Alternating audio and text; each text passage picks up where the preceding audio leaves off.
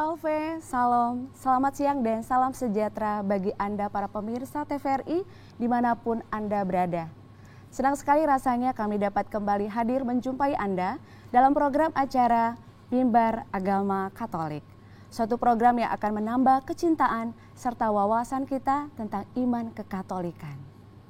Baiklah para pemirsa yang terkasih, saat ini kita telah memasuki masa Prapaskah. Nah, kalau berbicara tentang masa Prapaskah, apa yang mungkin terlintas dalam pikiran kita? Mungkin di antara kita akan berpendapat bahwa masa Prapaskah identik dengan puasa dan berpantang. Tetapi ada juga mungkin yang mengatakan Prapaskah itu identik dengan pertobatan. Bahkan ada juga yang ingat langsung dengan celengan APP, Aksi Puasa Pembangunan. Untuk itu bersama saya Nova Florentina, selama 1 jam ke depan kita akan membahas satu tema, yakni pertobatan berarti kembali kepada persekutuan. Untuk itu para pemirsa yang terkasih, sebelum kita akan membahas lebih lanjut tentang tema kita hari ini, mari kita dengarkan terlebih dahulu persembahan lagu dari MBPA Voice yang akan membawakan lagu Hanya Debulah Aku. Mari kita saksikan.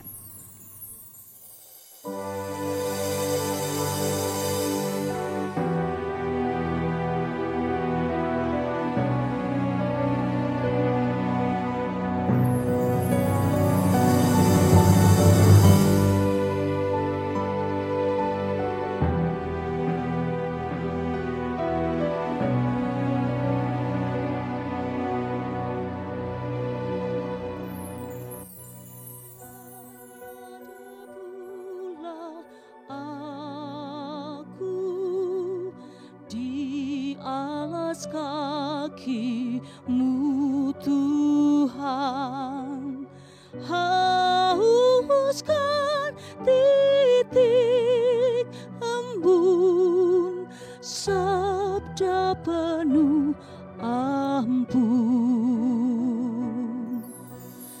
Tak layak aku tengah ada menatap wajah-Mu, namun tetap ku percaya Maha Rahim Engkau. Ampun 1000 ampun, hapuskan dosa-dosaku, segunung sesal ini ku unjuk padamu. Tak layak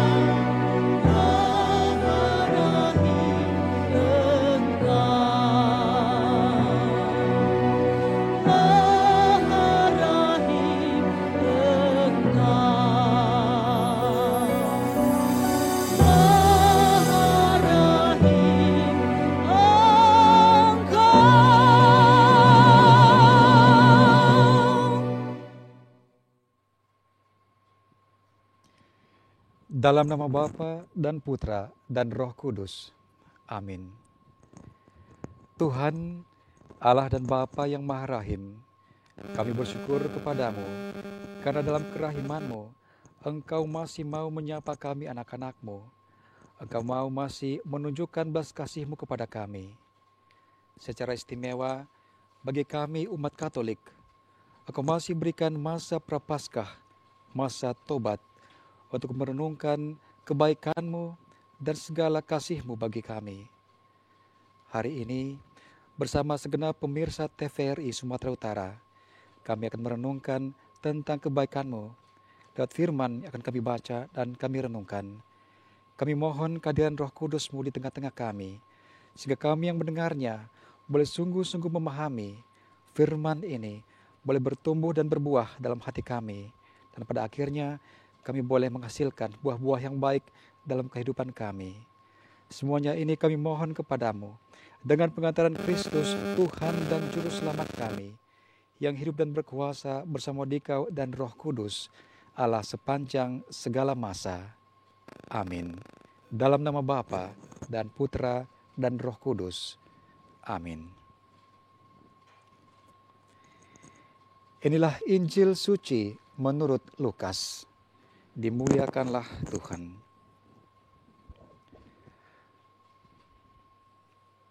Perumpamaan tentang anak yang hilang. Yesus berkata lagi, ada seorang mempunyai 2 anak laki-laki. Kata yang bungsu kepada ayahnya, Bapa, berikanlah kepadaku bagian harta milik kita yang menjadi hakku. Lalu ayahnya membagi-bagikan harta kekayaan itu di antara mereka. Beberapa hari kemudian anak bungsu itu menjual seluruh bagiannya itu, lalu pergi ke negeri yang jauh. Di sana ia memboroskan harta miliknya itu dengan hidup berfoya-foya. Setelah dihabiskannya semuanya itu, timbullah bencana kelaparan di dalam negeri itu, dan ia pun mulai melarat. Lalu ia pergi dan bekerja pada seorang majikan di negeri itu. Orang itu menyuruhnya ke ladang untuk menjaga babinya. Lalu ia ingin mengisi perutnya dengan ampas yang menjadi makanan babi itu, tetapi tidak seorang pun memberikannya kepadanya. Lalu ia menyadari keadaannya, katanya, betapa banyaknya orang upahan Bapakku yang berlimpah-limpah makanannya, tetapi aku di sini mati kelaparan.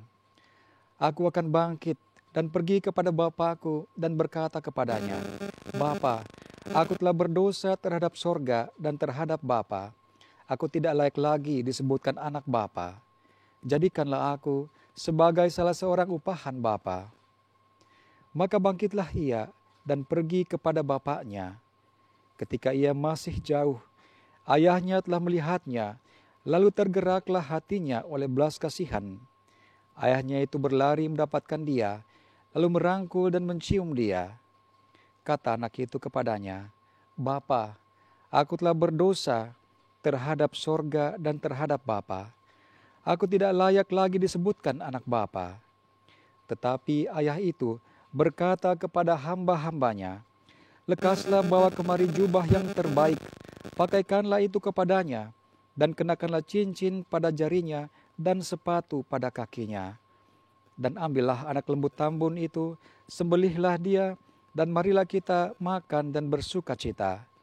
Sebab anakku ini telah mati dan menjadi hidup kembali, ia telah hilang dan didapat kembali. Maka mulailah mereka bersukaria. Tetapi anaknya yang sulung berada di ladang, dan ketika ia pulang dan dekat ke rumah, ia mendengar bunyi seruling dan nyanyian tari-tarian. Lalu ia memanggil salah seorang hamba dan bertanya kepadanya apa arti semuanya itu. Jawab hamba itu, adikmu telah kembali dan ayahmu telah menyembelih anak lembu tambun karena ia mendapatkannya kembali dengan sehat. Maka marahlah anak sulung itu dan ia tidak mau masuk. Lalu ayahnya keluar dan berbicara dengan dia. Tetapi ia menjawab ayahnya, katanya, telah bertahun-tahun aku melayani Bapa, dan belum pernah aku melanggar perintah Bapa.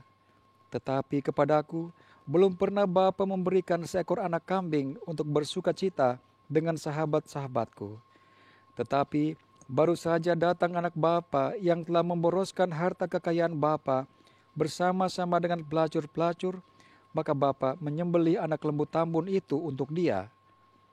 Kata ayahnya kepadanya, "Anakku, engkau selalu bersama-sama dengan aku, dan segala kepunyaanku adalah kepunyaanmu.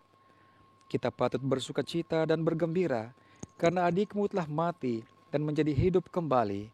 Ia telah hilang dan didapat kembali." Demikianlah sabda Tuhan. Terpujilah Kristus.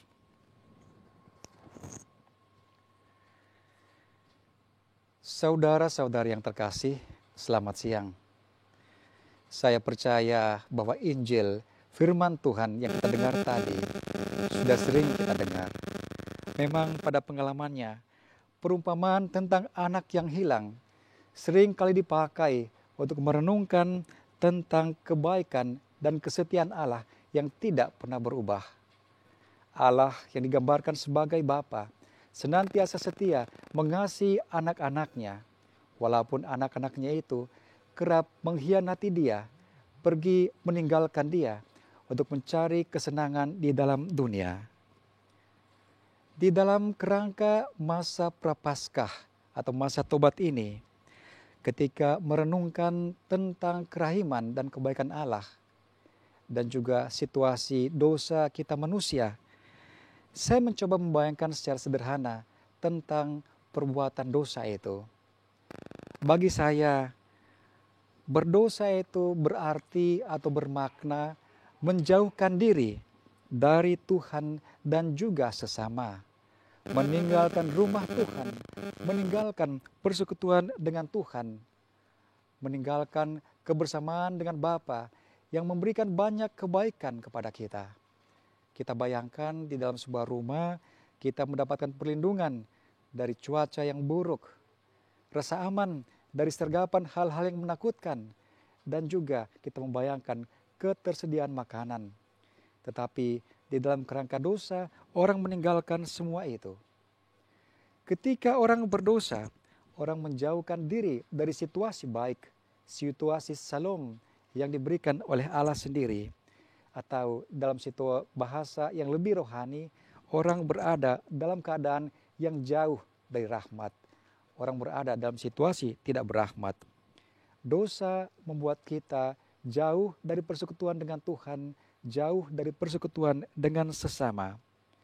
Kalau kita lihat pada pengalaman kita, memang cenderung orang yang berbuat dosa akan menjauhkan diri dari Tuhan.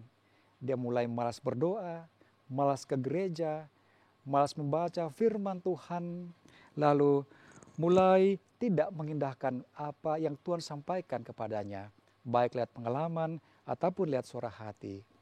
Di sisi lain, orang yang berdosa pun cenderung sudah tidak mau peduli lagi dengan sesamanya, sudah tidak mau mendengarkan nasihat-nasihat yang baik.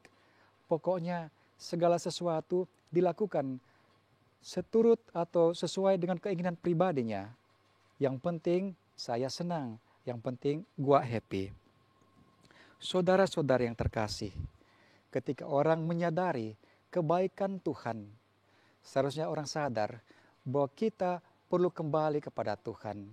Karena kita adalah manusia atau orang-orang yang berada dalam dosa yang menjauhkan diri dari Tuhan. Lihat sikap dan perbuatan kita. Lewat pertobatan yang sejati, kita mau kembali kepada Tuhan dengan segala kebaikannya. Bertobat berarti kita kembali kepada persekutuan dengan Bapa dan sesama. Gereja selalu mengundang kita untuk mempraktekkan doa, derma, dan juga puasa dan pantang sebagai sarana untuk kembali membawa diri kita kepada Tuhan di dalam kebaikannya. Saudara-saudariku, firman Tuhan mengundang kita, maka mari kita membuka hati kita untuk mendengarkan Dia. Kita mohon rahmat-Nya agar Dia berkenan berbelas kasih kepada kita, memberikan kita rahmat, agar kita diberikan kekuatan hati yang rela untuk mau kembali kepada Dia. Saudara-saudariku, Marilah sekarang kita mencoba mendengarkan lagu Tuhan, kasihanilah umat-Mu untuk merenungkan kebaikan Tuhan.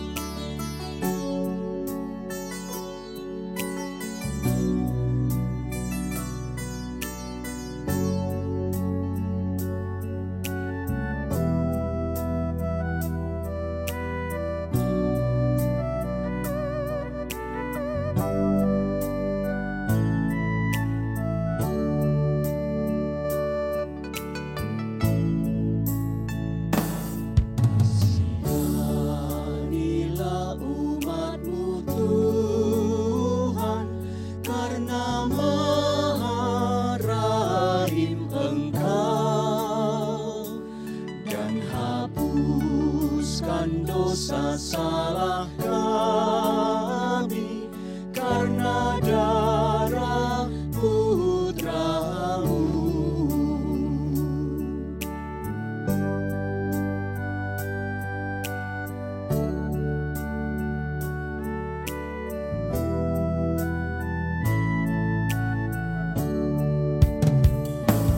Kami bagai anak-anak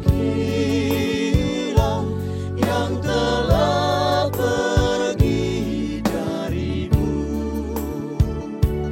padamu sekarang kami pulang dalam tobat yang penuh. Hati kami buatlah bersih dan sanubari pun berseri, agar bersorak-sorai lidah kami mewartakan kasih-Mu.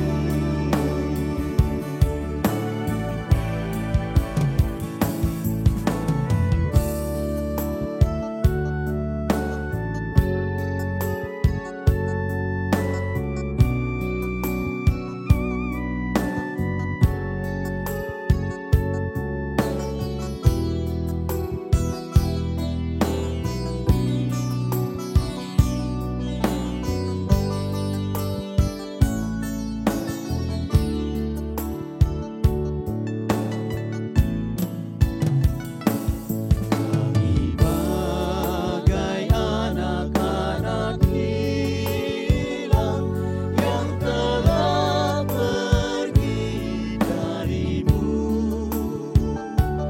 padamu sekarang kami pulang dalam tobat yang penuh.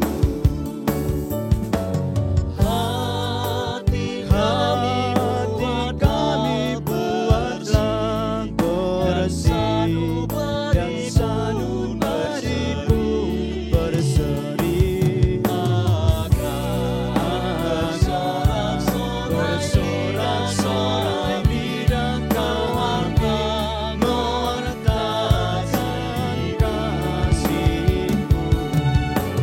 Hati kami buatlah bersih dan sanubari pun berseri, agar bersorak-sorai lidah kami mewartakan kasih-Mu.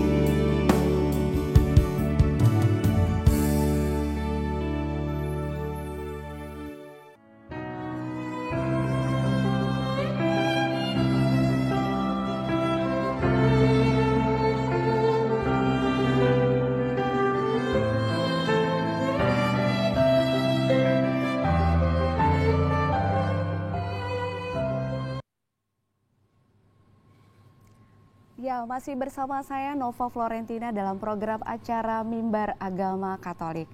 Dengan tema kita pada hari ini, pertobatan berarti kembali pada persekutuan. Ini suatu tema yang sangat menarik para pemirsa karena tema Prapaskah dihubungkan dengan fokus pastoral Keuskupan Agung Medan, yaitu persekutuan. Dan juga didasarkan dari bacaan Injil kita yang baru saja kita dengarkan, yaitu dari Injil Lukas bab 15 ayat 11 sampai 32. Untuk itu telah hadir bersama kita di studio Pastor Reverendus Pater Ibrahim Ribeiro OCD. Ya, selamat siang Pastor. Selamat siang Mbak Nova, salam sejahtera untuk kita semua. Selalu ceria ya Pastor ya. Baik, Pastor juga biasa dipanggil dengan Pastor Han ya? Tepat sekali, Pastor Han atau Padre Han. Gitu. Padre Han. Baik, kira-kira apa ini hubungan dari nama Pastor sendiri kok jadi panggilannya jadi Pastor Han atau Padre Han gitu Pastor? Baik, terima kasih Mbak Nova. Sebenarnya nama asli saya Ibrahim, tetapi nama kecil saya Han. Aslinya sebenarnya Hani. Oh gitu. Ya, kebetulan saya yang bungsu atau siapudan ya dalam bahasa Batak. Jadi biasa di rumah dipanggil Hani. Hanya ketika beranjak dewasa saya berpikir tidak semua orang cocok manggil saya Hani, termasuk Mbak Nova. Ya, betul, nanti Pastor. konotasinya beda. Sehingga diubah menjadi Han. Demikian. Oke, berarti saya dari tadi kok bisa ya dari nama pastor menjadi Pastor Han panggilannya. Baik, Pastor Han boleh cerita dulu, cerita nih Pastor sekarang tugas di mana dan kesehariannya di mana aja? Terima kasih Mbak Nova. Saya sehari-hari tepatnya sejak bulan Juni tahun lalu, tahun 2022, saya bertugas sebagai parokus atau pastor paroki di Paroki Maria Bunda Pertolongan Abadi Binjai. Dari Binjai. Dan saya kesehariannya ya sebagai full time pastor paroki. Demikian. Baik.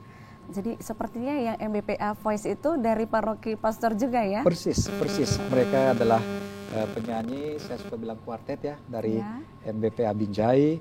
Ada yang profesinya sebagai guru dari SMU Thomas, ada yang ibu rumah tangga, ada yang pegawai di paroki juga, ada yang pegawai swasta.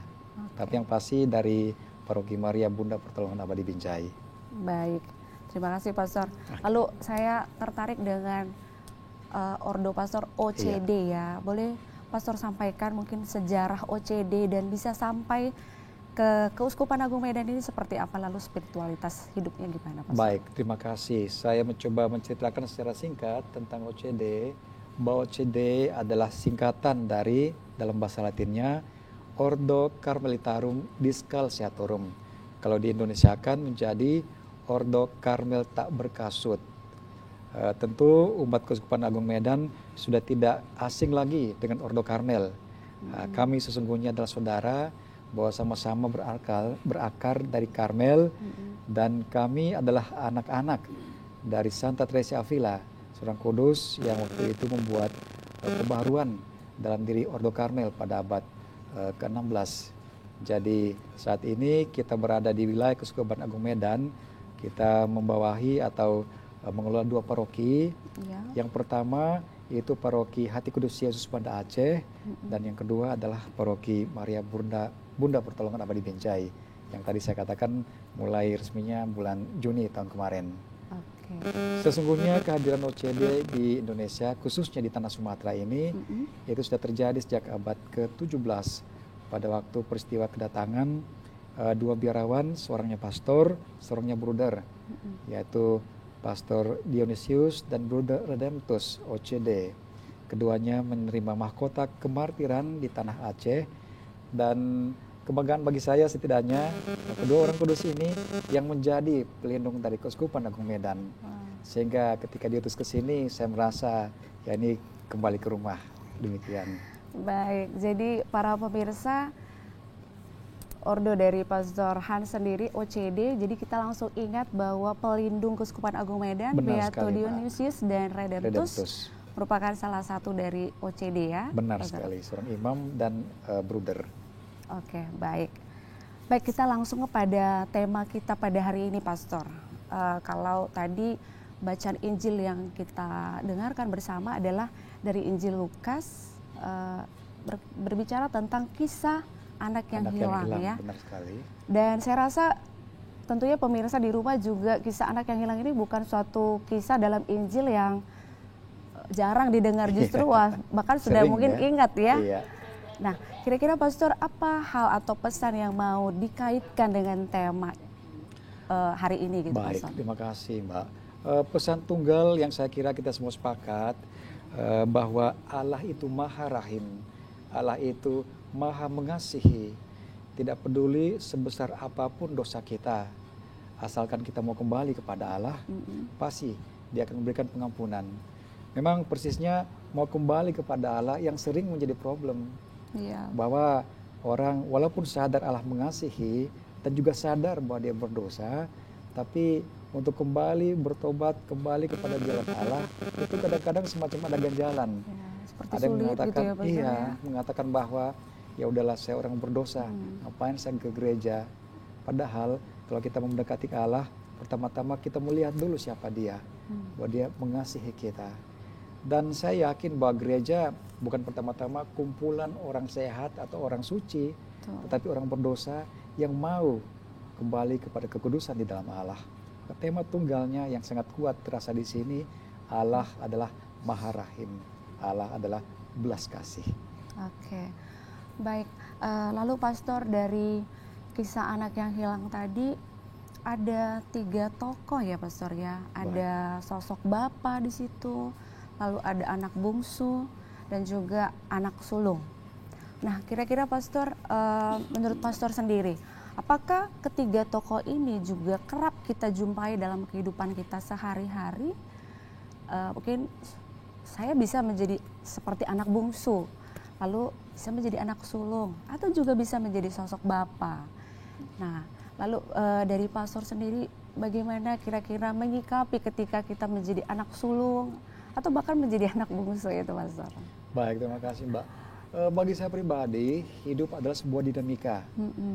Gambaran yang terjadi dalam kisah tadi, khususnya tentang anak bungsu dan sulung, kadang-kadang menjadi gambaran dari lakon hidup kita sehari-hari. Kadang kita menjadi anak bungsu yang mungkin melawan sama bapak atau ibu, atau Tuhan pun anak yang sulung. Mungkin awalnya kita begitu setia, tetapi ketika menemukan atau berhadapan dengan situasi yang menantang, iman kita jadi terganggu. Dan tentang Bapa sendiri, ya kita sudah tahu itu gambaran Allah yang Maha Rahim. Kalau kita sekalian termasuk para pemirsa, kalau pernah melihat sebuah lukisan yang dilukis oleh seorang yang bernamanya Rembrandt, itu gambaran atau lukisan tentang anak yang hilang. Di sana digambarkan seorang bapak yang bermantel merah menyambut anaknya yang bersimpuh di hadapannya. Menarik bahwa dalam lukisan itu digambarkan 2 tangan dari sang ayah yang sedikit berbeda. Tangan yang sebelah kiri nampak sedikit kokoh dan keras, sementara yang tangan kanan nampak lembut. Ini menggambarkan bahwa Allah sungguh kuat, Allah sungguh tegas, namun Dia juga punya kelembutan yang mau menerima orang-orang yang datang kepadanya. Sementara gambaran anak bungsu dan sulung ini menjadi perjuangan kita. Hanya sebenarnya Mbak Nova masih ada satu tokoh lagi yang saya kira mungkin luput dari renungan atau refleksi kita. Iya. Yang Siapa menarik di kira-kira, sini Pastor? disebutkan tokoh itu adalah hamba.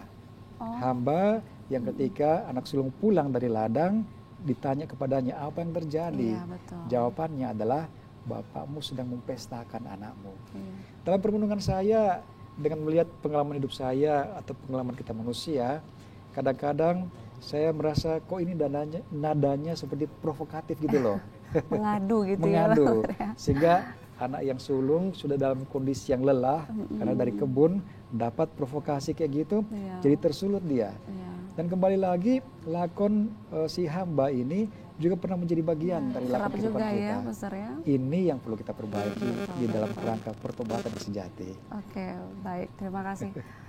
Pak, sangat menarik ya Pastor ya. Lalu saya juga ingin bertanya nih Pastor. Pertobatan berarti kembali pada persekutuan ya. Persekutuan seperti apa yang sebenarnya gereja ataupun Yesus sendiri harapkan untuk kita wujudkan dalam pertobatan ini, Pastor? Baik, umat Kristiani atau umat Katolik yang sejati adalah umat yang selalu ada dalam persatuan dengan Allah, namun juga dengan sesama. Ketika orang berdosa, orang pergi keluar dari persekutuan itu, baik dengan Tuhan dan sesama. Maka ketika kita mau bertobat, kita mau kembali kepada persekutuan, satu-satunya jalan adalah dengan pertobatan, di mana orang kembali memperbaiki tingkah laku atau sikap yang kiranya menciderai persekutuan itu.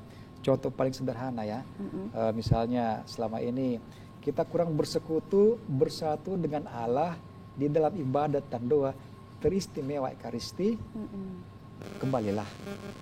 Jadi Dalam rajin pengalaman ke kita gereja. demikian, dalam pengalaman kita kadang-kadang orang lebih mementingkan acara-acara atau hal-hal yang bersifat duniawi atau adat kita, lalu mengesampingkan ibadah doa bersama teristimewa Ekaristi.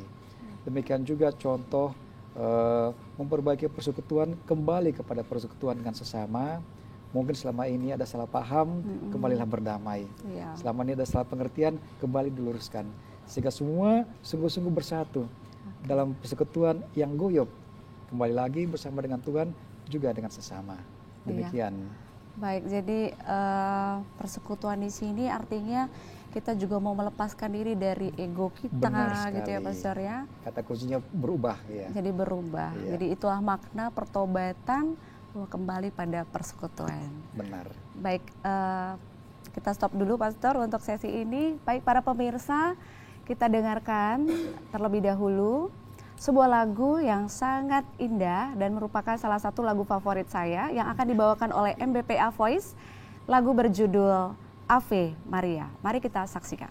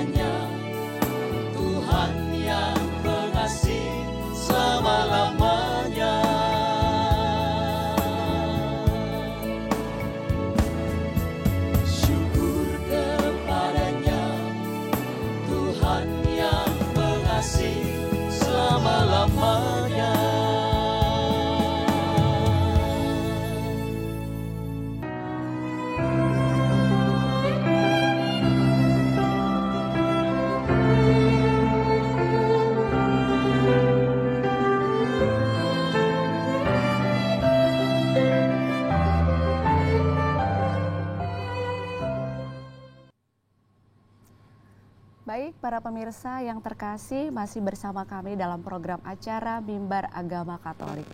Kalau tadi kita sudah berbincang dengan Pastor Han seputar bagaimana tema kita pada hari ini dihubungkan dengan bacaan Injil yang baru saja kita dengarkan. Dan sekarang kita akan masuk pada obrolan selanjutnya. Kita akan lebih memahami makna Prapaskah dalam hidup kita.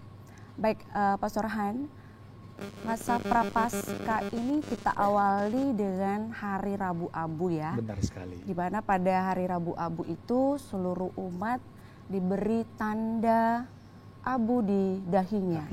Iya. Nah, kira-kira Pastor, apa yang menjadi makna abu di sini dan apa yang menjadi dasar kita melakukan atau menjalani masa Prapaskah itu, Pastor? Baik, terima kasih Mbak Nova. Di dalam tradisi Perjanjian Lama setidaknya bisa kita baca di dalam kisah tentang pertobatan orang-orang Niniwe. Mereka menggunakan abu sebagai tanda atau sarana untuk mempraktekkan pertobatan. Di dalam Perjanjian Lama dikisahkan bahwa orang Niniwe yang bertobat, mereka duduk beralaskan abu ataupun abu ditaburkan di kepala sebagai simbol mereka mau bertobat. Maka abu mau mengandaikan atau melambangkan pertobatan. Di sisi lain, abu juga mengingatkan kita bahwa siapa kita, dari mana kita berasal. Kita berasal dari abu, akan kembali kepada abu. Mungkin kita ingat ketika kita menerima abu, itu pastor biasa menyebutkan, kalau tidak mengatakan bertobatlah dan percayalah kepada Injil, dia akan mengatakan rumusan, engkau ingatlah, engkau berasal dari abu dan akan kembali kepada abu. Ingatlah, itu penting. Dan semangat dasar dari pertobatan atau Prapaskah ini adalah tentu saja pertobatan dan penyucian diri. Masa 40 hari adalah sebuah masa persiapan di mana kita diajak mempersiapkan diri kita untuk merayakan Paskah dengan melakukan hal-hal yang bisa membawa perubahan dalam diri kita. Tadi saya katakan dalam khotbah atau dalam renungan singkat itu, doa, derma, dan juga pantang dan puasa. Membantu diri kita mengontrol diri kita untuk bisa senantiasa hidup baik dan benar dalam bersekutuan dengan Tuhan dan juga sesama. Baik, tadi Pastor sampaikan kita menjalani masa Prapaskah ini selama 40 hari ya, Pastor. Kenapa harus 40 hari, Pastor? Dalam tradisi kitab suci, seperti yang tadi sudah sempat sedikit saya singgung, angka 40 mengisyaratkan sebuah persiapan. Kita ingat Tuhan Yesus sebelum memulai karyanya di dunia atau di bumi, dia berpuasa selama 40 hari. Juga kita ingat bangsa Israel sebelum memasuki tanah terjanji, persis mereka bersiara atau berjalan selama 40 tahun. Juga banyak kisah-kisah lainnya. Angka 40 mengandaikan sebuah persiapan. Seperti Nabi Nuh juga ya, persis. 40 hari hujan. Dan semuanya dibarui banyak setelah ternyata itu. Angka 40 itu di dalam kitab suci ya, Pastor. Baik, lalu Pastor, sebagai umat Katolik ya, dalam masa Prapaskah ini kita menjalankan yang namanya puasa dan berpantang.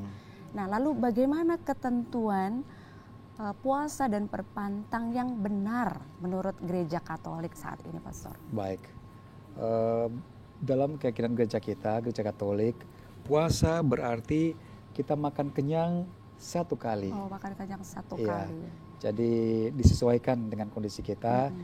Kalau siang atau malam terserah, tapi satu kali.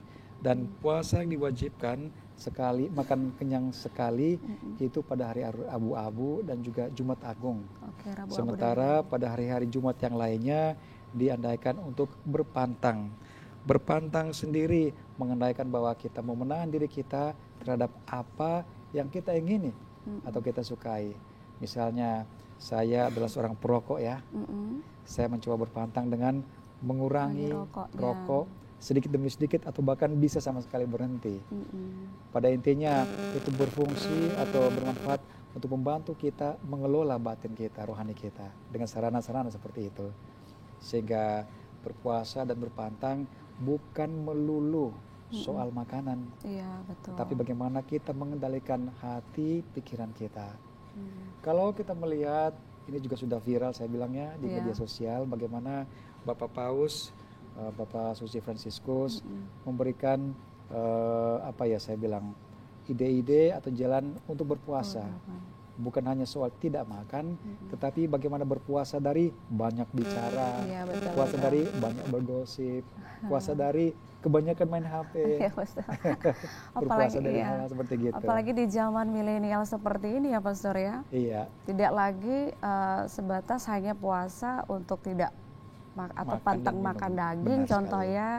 Tetapi juga tadi seperti Pastor sampaikan, kita juga harus puasa untuk membicarakan orang lain, bergosip, pantang juga marah. Lalu pantang apa lagi Pastor? Kayaknya kalau pantang bersikap egois, mau menang sendiri, atau pantang atau puasa tidak mau menerima nasihat, iya.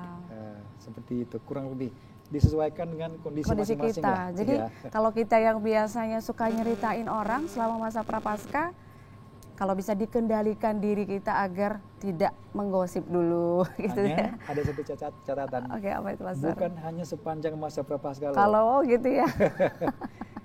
Ya, menggosip sarana masa prapaskah adalah sarana yang khusus, saat yang khusus kita berlatih itu. Tapi jika bisa dilanjutkan ke depannya. Iya. Artinya semakin membentuk pribadi kita Benar juga ya sekali. Pastor di masa prapaskah ini. Baik, lalu masa prapaskah ini saya sering dengar Pastor bahwa ini semacam juga masa retret agung. Benar. Ya. Lalu apa arti atau makna dari retret agung ini Pastor? Sehingga kita bisa memaknai bahwa oh ternyata ini retret agung seperti ini gitu. Baik. Saya mulai dari agung dulu ya. Oke, agung. Agung karena masa atau waktu retret ini bukan dalam waktu yang singkat. Pada pengalamannya orang biasa retret seminggu atau bahkan 3 hari. Tapi kali ini 40 hari. Panjang ya. Rentang waktu yang cukup panjang sehingga bisa kita sebut sebagai retret agung. Dan di dalam retret ini bagaimana orang kembali melihat dirinya. Kalau dalam bahasa Perjanjian Lama bukan soal menyobek jubah atau bajunya, tapi menggoyak hati. Hatinya Dalam ya. arti kembali perhatikan lagi. Selama ini bagaimana saya hidup, saya bersikap kepada Tuhan dan sesama. Apakah saya sudah cukup setia sebagai anak Tuhan? Apakah saya sudah cukup setia sebagai saudara-saudari kepada orang lain? Jika ini belum, inilah saat kita. Iya. Saat yang baik untuk kembali memulai sesuatu yang baik. Atau bahasa kesukaan kita, saya coba Persekutuan. kutip persis, kembali ke dalam persekutuan. Persekutuan. Jadi kira-kira Pastor sebagai penutup, apa yang ingin Pastor sampaikan kepada seluruh pemirsa yang saat ini menonton acara kita pada siang hari ini Pastor?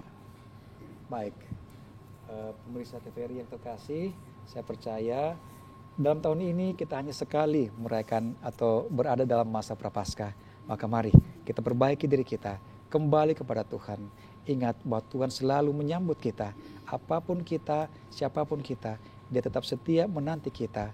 Yang penting dari kita mau kembali, bertobat, kembali masuk ke dalam persekutuan dengan Bapa, dengan Tuhan, dan juga dengan sesama. Demikian. Iya, terima kasih Pastor untuk kebersamaan kita hari ini, dan kepada para pemirsa, demikian acara Mimbar Agama Kauter kita pada siang hari ini.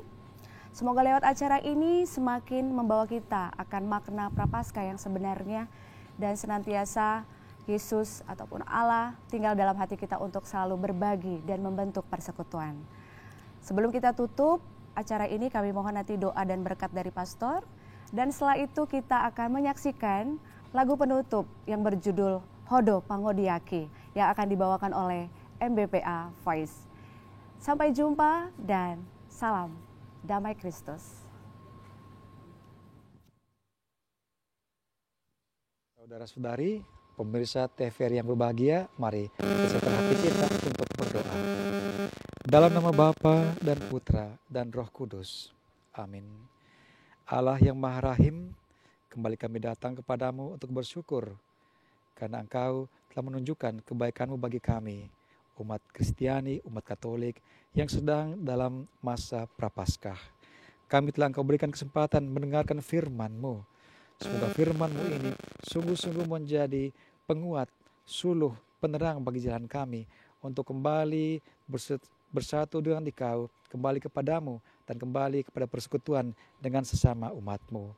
Bantu kami Tuhan, agar kami sungguh-sungguh mengalami masa Prapaskah yang berahmat, sehingga kelak kami semua boleh merayakan pesta Paskah dengan hati yang sungguh-sungguh dipersiapkan. Inilah doa kami Tuhan, berkenanlah Engkau mau mengabulkannya, karena kami datang kepadamu hanya dengan pengantaran Kristus Tuhan kami. Amin. Kita siapkan hati kita untuk menerima berkat Tuhan. Tuhan bersamamu. Kita sekalian, semua pemirsa TVRI di mana saja, semua umat Katolik di mana saja, kiranya diberkati oleh Allah yang Maha Kuasa, Bapa dan Putra dan Roh Kudus. Amin.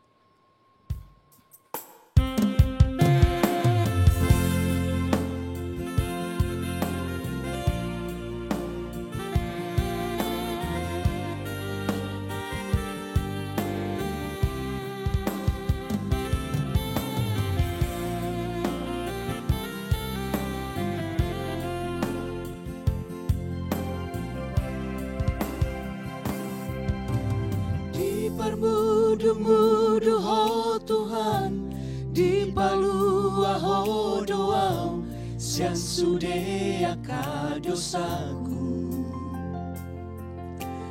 Didongani ho doau, diurupi ho doau, di sudena masa di ngoluku, ai hodo Tuhanku. Ai horo rajaku.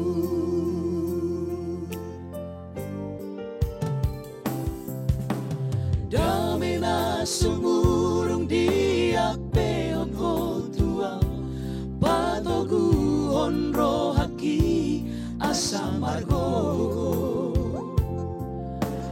Dang dilo aso amarsak, dang dilo aso tarilu, mengadopi parngolu oki, ai horo Tuhanku, ai horo rajaku. Tum horo Tuhan, horo pangodiaki, di parngolu oku, kuasa hondo.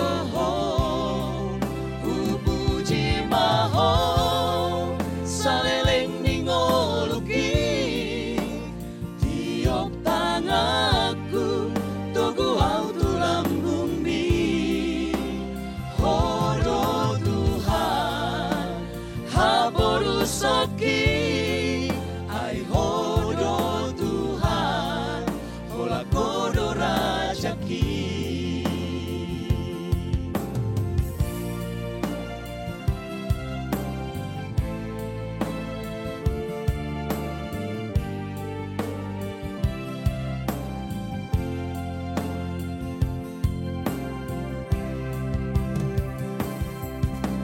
Damena sumurung dia pehon ko tuau, patogu honro haki asamargo.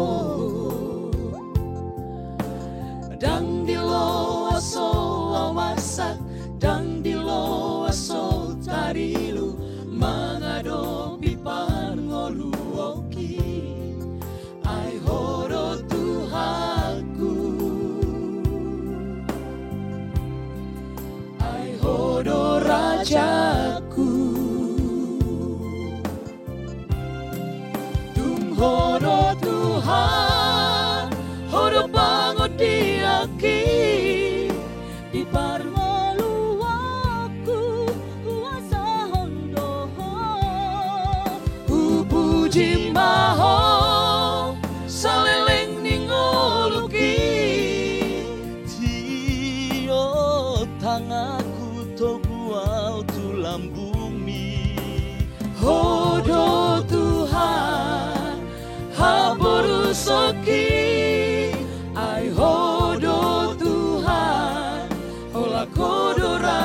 aki